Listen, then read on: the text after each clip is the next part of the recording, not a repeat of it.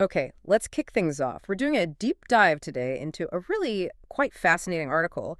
It looks at how these economic structures built way back during the Cold War are still, well, profoundly shaping the multipolar world we're all navigating now. Absolutely. It's got some great analysis, and our job really is to pull out the key bits for you so you can get up to speed on this, big picture topic pretty quickly. Exactly. And what's so interesting, I think, is how decisions made decades ago, which we often think of as just military rivalry. Right, missiles and skies and all that. Yeah, precisely. How that period actually created these deep economic fault lines. And those lines, they're still here, kind of defining the new global economic landscape. Mm-hmm. It wasn't just one world economically back then, was it? Not at all. The Cold War split things into two really distinct economic orders.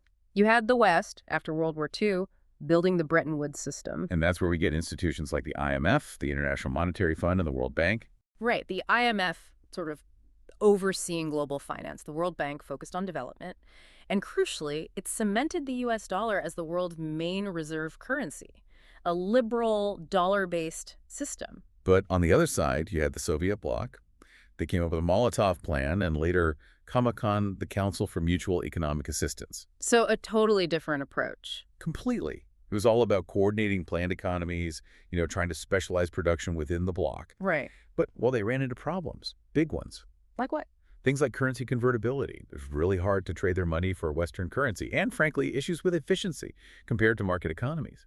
These systems, they weren't just theories. They left really deep marks on how countries developed and who their allies were. And those marks lasted? Right. Then, boom, 1991, the Soviet Union collapses. A massive shift. That really kicks off what people call the unipolar moment, with the U.S. clearly dominant. And you saw this huge push, didn't you, to integrate those former planned economies into the Western system, often using the playbook known as the Washington Consensus. Yeah, that's basically a set of free market policy prescriptions. Think rapid privatization, deregulation, cutting government spending, pushed by institutions like the IMF and World Bank. But it wasn't always a smooth ride, Sure. integrating like that. Oh, far from it. Sometimes it was called shock therapy, and the name kind of fits. The sources we looked at mentioned Russia's GDP, for instance, fell by roughly half during the 1990s under those reforms. Wow, half. That's incredible. It is. So while the aim was integration, getting countries into the WTO, the World Trade Organization, and so on, the process itself could be incredibly painful for ordinary people. Okay, so that unipolar phase, the shock therapy, it didn't last forever. Things started shifting again, which brings us closer to today. This is where it gets really interesting, I think. Since the early 2000s, you clearly see new centers of power emerging. We're moving towards, well, multipolarity. And groups like BRICS are a big symbol of that, right? Brazil, Russia, India, China, South Africa initially, and now it's expanding. Exactly. And the analysis points out it's not just talk. The economic weight has genuinely shifted. The source highlights that the BRICS nations together now account for about 37% of global GDP, if you measure by purchasing power. 37%. How does that compare to, say, the US and EU? Well, their combined share is around 29%.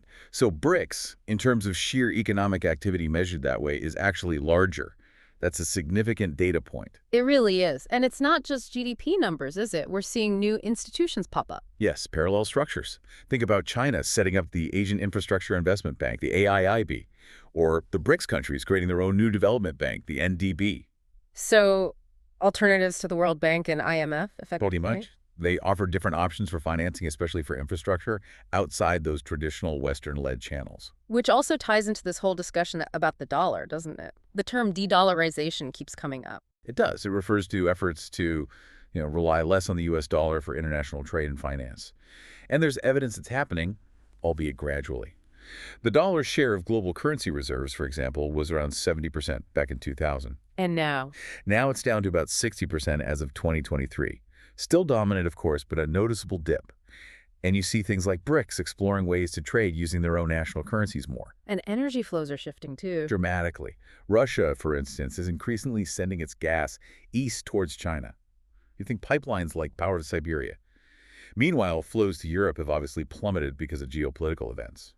Big changes. Okay, so pulling this all together, what's the key takeaway for you, the listener, trying to make sense of all this? Well, understanding these roots, The Cold War economic split, the unipolar transition, and now this clear shift to multipolarity, it helps you understand the dynamics playing out right now. Hmm. In trade, in finance, in energy markets, even global stability.